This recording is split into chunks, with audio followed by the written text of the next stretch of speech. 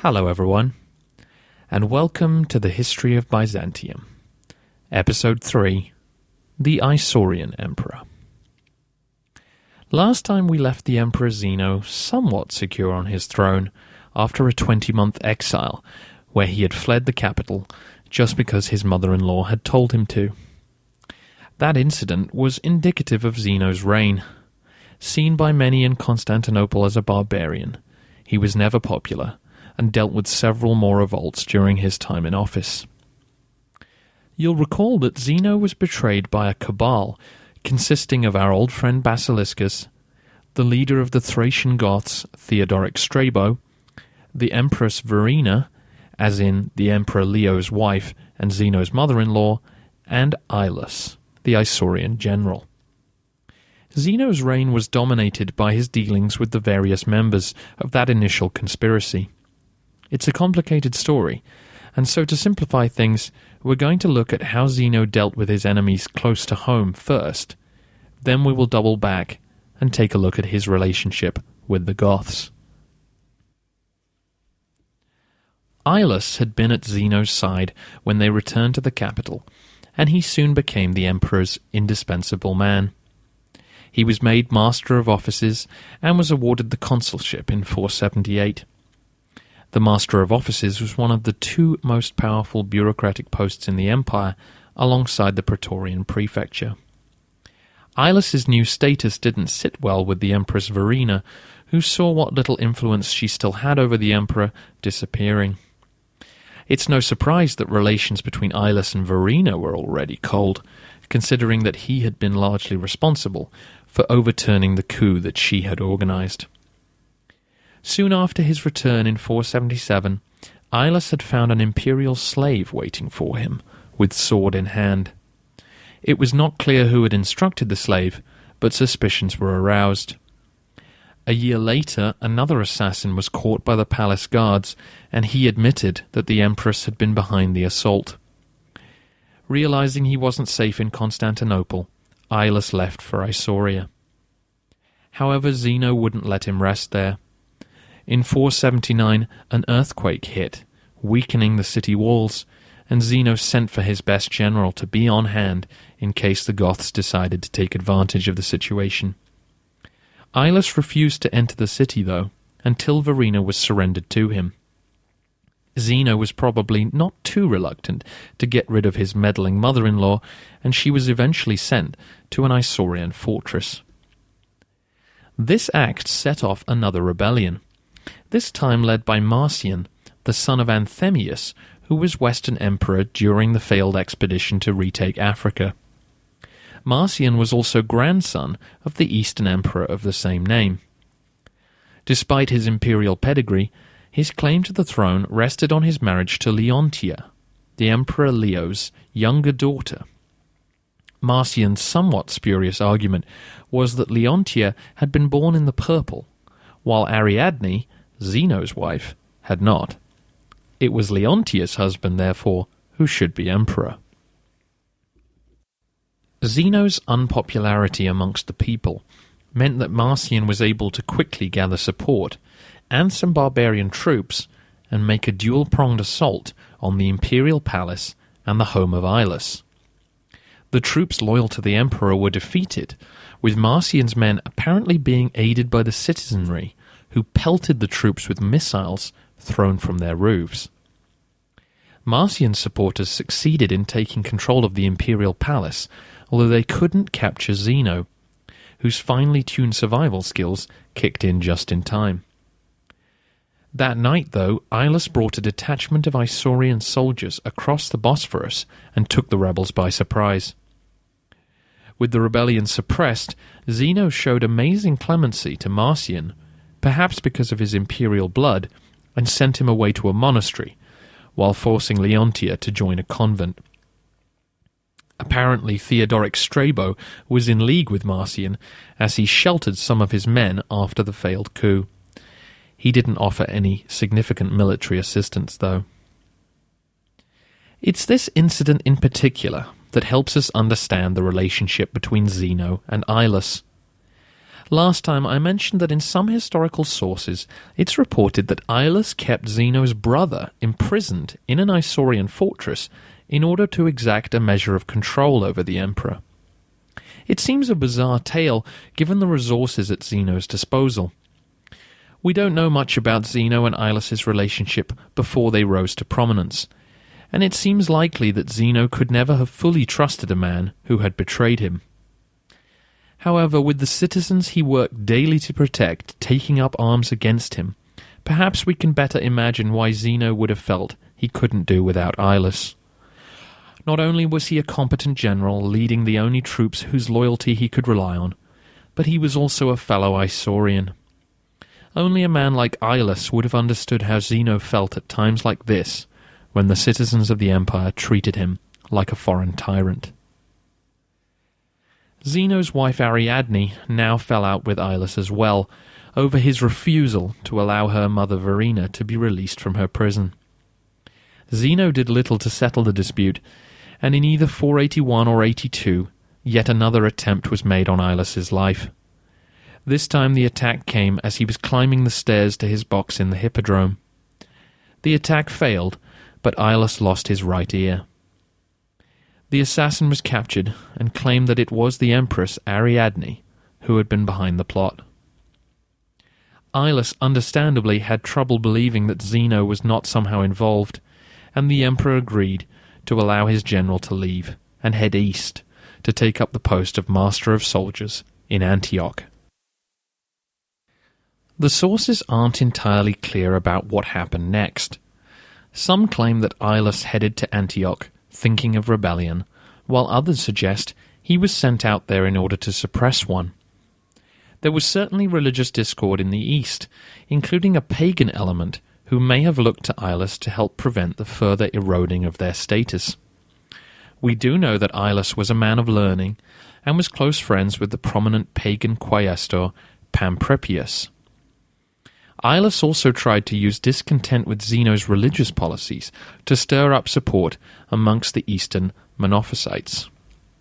We will return to Zeno's foray into religion in the next podcast.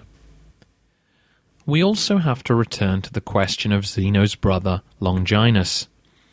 Again, the historical sources disagree on whether he had been kept a prisoner for the last 6 years, or if only now did Illus have him arrested. Whether it was a useful pretext or an overreaction by Zeno, Illus was declared a public enemy sometime in 482 or 83, and his property was seized. Whatever the truth about the rebellion, we do know that Illus had the Empress Verina released from prison, and she crowned Leontius emperor in Antioch in the summer of 484. Leontius was born in Syria and had served as commander of the army in Thrace, and he was now the last hope of Verina and Illus to secure a future without Zeno in it. However, the rebels made no attempt to march on Constantinople, which gave Zeno time to find new allies to work with. The man he turned to was Theodoric the Amal, leader of the Goths, who we will properly introduce in a moment. His Gothic forces, alongside other imperial troops commanded by John the Scythian, were enough to defeat and scatter the rebel army. Illus, Leontius, and Verina fled back to Isauria and were besieged in a fortress named Papirius. They held out for 4 years, which again suggests that perhaps Illus really could have kept Longinus imprisoned all of that time. Verina died during the siege, and in 488 the remaining rebels were betrayed, the gates were flung open, and their heads were sent to Constantinople. After nearly 15 years of strife, Zeno could finally rest a little easier on the throne. But we can't let him rest there for now. We have to jump back in time to 477 and see how things were looking in the Balkans. After the collapse of Attila's empire in the 450s, the Eastern Goths, or Ostrogoths, regained their independence, and many settled in Roman or former Roman territory. The Emperor Marcian had encouraged one group to settle in Thrace and take on imperial responsibilities. He also allowed another, or just didn't stop them, from settling in Pannonia, which had been devastated by the various wars. As was the case with Alaric's Visigoths, the empire didn't have control over the armies it was giving work and titles to. The Goths were happy to take Roman money, but were really looking for a secure homeland to settle down in. The emperors were never going to consent to permanently settling them in a strategically important location like the Balkans, nor were they going to be allowed into the east, which so far the Bosphorus and the walls of Constantinople had kept free of large groups of Germans. This stalemate was hard to break. The Goths who settled in Thrace became loyal to Aspar and his family during their time in power. In fact, Aspar married the sister of Theodoric Strabo. Naturally then, when Aspar was killed, Strabo revolted against Leo, and only settled his people down when an annual tribute was agreed, and Strabo was recognized as Magister Militum, or head of the field army. However, he rebelled again when Zeno took power, and gladly supported Basiliscus's usurpation. Typically, though, Basiliscus mishandled the situation and lost Strabo's support, so that when Zeno returned, he did nothing to stop him. At this point it was clear that Zeno and Strabo couldn't work easily together, so Zeno looked north for a new Gothic ally. The leader of this second group of Goths was Theodoric the Amal. We call him that because he was from the Amali, a leading dynasty of the Goths. Theodoric the Amal was born around 454, the son of Theodemir, an Ostrogothic chieftain. He spent 10 years of his childhood in Constantinople, which gave him good insight into how the Byzantines operated. In 471 he succeeded his father as leader of his people, and around 475 moved them from Pannonia to Lower Moesia. Zeno now conferred the titles and subsidies of his western field army onto Theodoric, and in 478 organized an attack on Strabo's forces. Zeno promised aid from the master of soldiers in Thrace, but none were present when Theodoric's forces arrived at Mount Haemus. Strabo's forces were nearby, and both leaders and many of their rank and file saw straight through Zeno's plans and refused to kill fellow Goths in service of Roman promises. Unable to raise a sufficient army to take on the Goths, Zeno was forced to do a deal with the more immediate threat, and granted Strabo his old titles, a large amount of cash, and land for his men. In the meantime, Theodoric the Amal ravaged the lands around Mount Rhodope. Although negotiations continued, it was clear to Theodoric that he would have to take decisive action to realize his goals. So the next year he seized the city of Dyrrhachium on the Adriatic coast. A Byzantine force was dispatched and temporarily pinned the Goths down, but the revolt of Marcian occurred soon after, which naturally took the emperor's attentions. Strabo's intrigues with Marcian meant Zeno once more stripped him of his title, but this allowed Strabo and Theodoric to renew their alliance, and Thrace suffered more pillaging. According to Gibbon, a cruel practice of some Goths was to cut off the right hand of captive peasants so that they could no longer pull their ploughs. Zeno now sought help from the Bulgars, who had settled on the lower Danube, but after defeating the force they sent in 481, Strabo advanced on Constantinople. Illus had the walls well manned, though, and an attempt to cross the sea was cut off by the Byzantine navy. This was, however, a serious event. It was only just over 25 years since the Vandal sack of Rome, so to see a barbarian army at the gates would have struck terror into the hearts of more than a few of the capital's citizens. Things were to get more serious still. Strabo decided to head for Greece, but was thrown from his horse and died en route. Apparently, it was a freak accident, and when he fell, he landed on a nearby spear. His brother Resitach took over command of the Goths, but within 3 years he was dead, and Theodoric the Amal joined the two Gothic forces together under his command. This new Gothic supergroup was a serious threat to Zeno. Without one group to play off against the other, he was facing an army so large that he couldn't possibly defeat it, and one that would demand increasing amounts of subsidy from the empire. Similar strains would have been felt by Theodoric, though. His position as leader was contingent upon delivering the goods for his new subjects. Doubtless there were many men who had served under Strabo who would have fancied themselves the next in line to rule. Zeno made peace, giving Strabo's old titles to Theodoric, and in 484 it was Theodoric's men who formed the strongest part of the army in Anatolia that defeated Illus's rebels. However, the peace would not last. Another break came in 486, leaving the poor people of Thrace to feel the rage of the Goths yet again. The following year, in 487, Theodoric captured several towns and marched on Constantinople. He managed to pillage the suburbs and cut several aqueducts, but he didn't really have much hope of taking the city. The Goths had never yet mastered siege warfare, but I doubt that was of much comfort to the citizens of the capital. Besieged for a second time in 8 years, the pressure was on Zeno to find a way to solve the Gothic problem. The solution when it came suited both sides nicely. In late 487 or early 488, it was agreed that Theodoric would march on Italy, defeat Odoacer, and rule Italy for the empire.